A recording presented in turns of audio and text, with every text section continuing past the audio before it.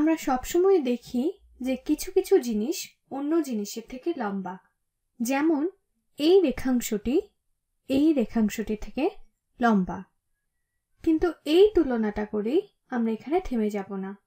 আমরা এটাকে আরো পরিমাপ করতে চাই। আমরা জানতে চাই যে এই দ্বিতীয় রেখাংশটি প্রথম রেখাংশ থেকে কতটুকু লম্বা। তো সেটা আমরা কিভাবে নির্ণয় করব? সেটা নির্ণয় করার জন্য আমরা একটি একক দৈর্ঘ্য নির্ধারণ করি। তো আমরা যদি এটাকে আমাদের একক দৈর্ঘ্য হিসেবে ধরে নেই, তাহলে এটা হলো আমাদের 1 একক। তাহলে এই হিসেবে এই দুটি রেখাংশের দৈর্ঘ্য কত? এই প্রথম রেখাংশটিতে মনে হচ্ছে এতটুকু হলো 1 একক এবং এটা আরো 1 একক। তাহলে এটা দেখে মনে হচ্ছে এটা 2 একক। এখন এই দ্বিতীয় রেখাংশটিতে মনে হচ্ছে এটা 1, 2, 3 একক। তো এটা 3 একক লম্বা। আর এখানে আমরা এটাকে শুধু একক বলছি। কখনো কখনো আমরা এটাকে সেন্টিমিটার বলি, যেখানে এই এককটা দেখতে অনেকটা এরকম হয়। আবার কখনো আমরা এটাকে ইঞ্চি বলি, যেটা দেখতে এই রকম। আবার কখনো কখনো আমরা এটাকে ফুট বলি। আচ্ছা, ফুটটা আমার এই স্ক্রিনের থেকে অনেক বড়, তাই আমি সেটা আর আঁকছি না। তো পরিমাপের এরকম নানা ধরনের একক রয়েছে। আচ্ছা, এখন এসো আমরা বিভিন্ন মাত্রা নিয়ে কথা বলি। এতক্ষণ যা বলছিলাম সব ছিল একমাত্রিক পরিমাপ। আর এগুলো কেন একমাত্রিক? কারণ আমি কেবল দৈর্ঘ্য পরিমাপ করেছি। তো এসো এখন একটি দ্বিমাত্রিক অবস্থা দেখি। এমন একটি অবস্থা যেখানে একটি বস্তুর দৈর্ঘ্য এবং প্রস্থ বা প্রস্থ এবং উচ্চতা থাকে। তাহলে এখানে দুটি চিত্র আঁকার চেষ্টা করি। তাহলে এটা হলো তাদের একটি। লক্ষ্য করো, এর একটি প্রস্থ আছে এবং একটি উচ্চতা আছে। অথবা তুমি বলতে পারো এটার একটি প্রস্থ এবং একটি দৈর্ঘ্য আছে। এটা নির্ভর করে তুমি বস্তুটিকে কিভাবে দেখছো তার উপর। তাহলে এটা হলো একটি চিত্র আর এটি হলো অন্যটি।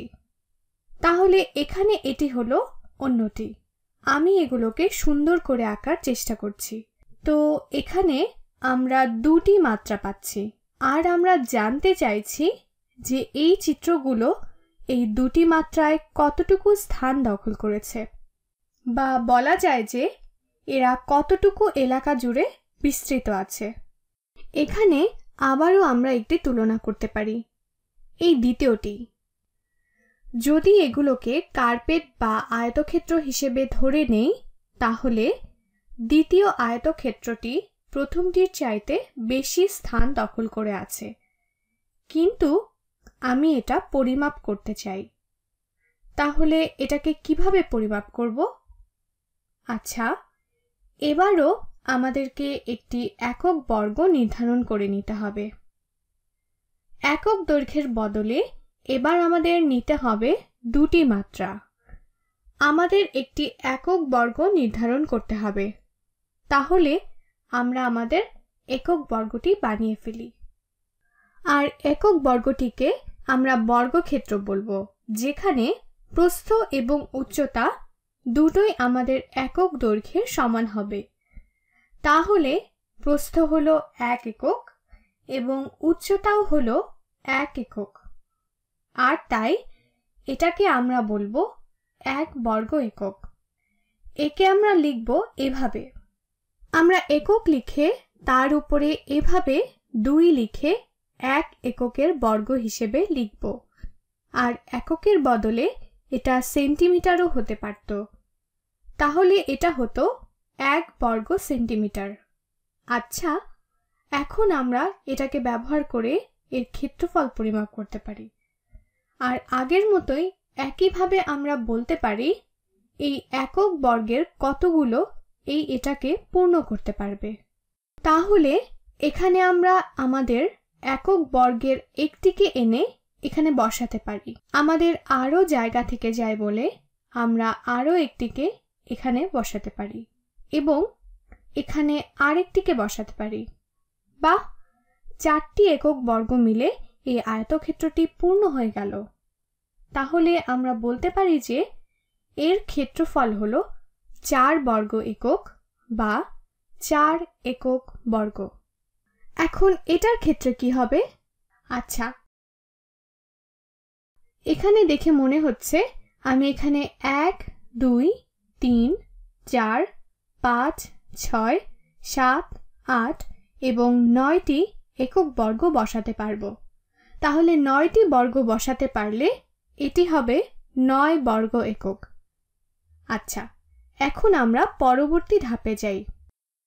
আমরা যেহেতু একটি ত্রিমাত্রিক পৃথিবীতে বাস করি, সেহেতু ত্রিমাত্রিক বস্তু নিয়ে কাজ করা শুরু করি। এখন 3টি মাত্রা বলতে এখানে বোঝানো হচ্ছে 3টি দিক যেগুলো দিয়ে আমরা পরিমাপ করে থাকি।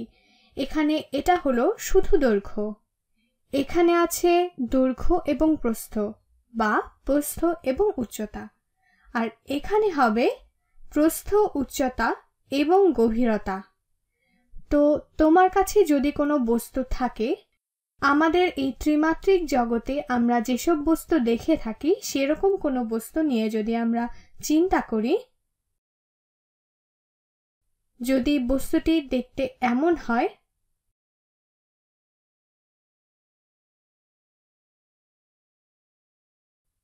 এবং আমাদের আরেকটি বস্তু দেখতে এমন হয়,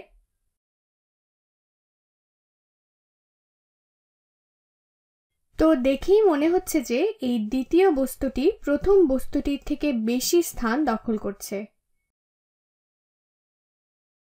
দেখে মনে হচ্ছে এর আয়তন বেশি, কিন্তু সেটা কিভাবে পরিমাপ করব? এখানে মনে রাখতে হবে যে আয়তন হলো ত্রিমাত্রিক জগতে কতটুকু স্থান একটি বস্তু দখল করছে তা। ক্ষেত্রফল হলো দ্বিমাত্রিক জগতে কতটুকু স্থান দখল করছে সেটা। আর দৈর্ঘ্য হলো একমাত্রিক জগতে কোনো বস্তু কতটুকু স্থান দখল করছে তা। তবে বেশিরভাগ ক্ষেত্রেই আমরা স্থান বলতে ত্রিমাত্রিক ক্ষেত্র বুঝাই। তাহলে আগের মতোই আমরা একক দৈর্ঘ্য বা একক ক্ষেত্রফলের বদলে এখন যা নিয়ে কাজ করব তা হলো একক আয়তন বা একক ঘনক। তো শুরু করি। আমাদের একক ঘনক তৈরি করি আগে। এটি একটি ঘনক, অর্থাৎ এর দৈর্ঘ্য, প্রস্থ এবং উচ্চতা সমান হবে। তাহলে আমি একটি ঘনক আঁকার চেষ্টা করছি। এর প্রত্যেক বাহু 1 একক। তাহলে এটা 1 একক উঁচু, 1 একক গভীর এবং 1 একক চওড়া। তাহলে আয়তন পরিমাপ করতে আমরা বলতে পারি যে এই একক ঘনকের কতগুলো এই আকৃতি দুটিতে বসানো যাবে। আচ্ছা, এখানে তুমি কিন্তু আসলে এর সবটুকু দেখতে পাচ্ছ না। আমি এটাকে ভেঙে ভেঙে দেখানোর চেষ্টা করি। যতটা সম্ভব ভালোভাবে আমি এটি করার চেষ্টা করছি, যাতে আমরা সবগুলো গুনতে পারি। এখানে সবগুলো ঘনক দেখানোটা একটু কষ্টকর, কারণ কিছু ঘনক পিছনে আছে। আমি যদি এটিকে 2টি স্তরে চিন্তা করি, যেখানে একটি স্তর আরেকটি স্তরের উপরে আছে, তাহলে একটি স্তর দেখতে এমন হবে। ধরি এরকম দুটো একটি আরেকটির উপরে আছে, তাহলে একটিতে ঘনক বসবে 1, 2, 3, 4টি। আর আমি যদি এরকম 2টি স্তর পাই, তাহলে সব মিলে ঘনক হবে 8টি। তাহলে আমরা বলতে পারি যে এর আয়তন হলো 8 ঘন একক। তাহলে এখানে কি হবে? আমি এটি আঁকার চেষ্টা করছি যাতে আমরা বুঝতে পারি। তাহলে এটি দেখতে কিছুটা এমন হবে, যদিও আঁকাটা তেমন ভালো হয়নি।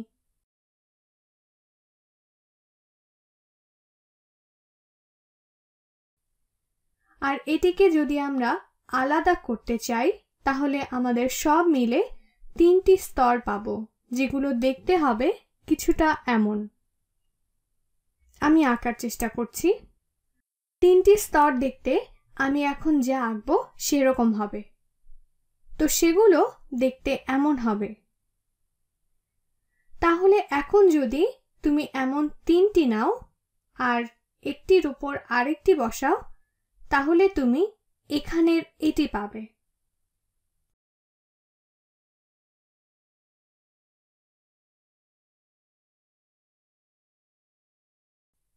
এদের প্রত্যেকটিতে আছে 1, 2, 3, 4, 5, 6, 7, 8, 9টি ঘনক। 9 গুণ 3 সমান 27। তাহলে এখানে হবে 27 ঘন একক। তাহলে আশা করি তুমি বুঝতে পারছো যে আমরা কিভাবে বিভিন্ন মাত্রায় বিভিন্ন বস্তুকে পরিমাপ করে থাকি, এবং বিশেষ করে যখন 3টি মাত্রা থাকে এবং যাকে আমরা আয়তন বলে থাকি।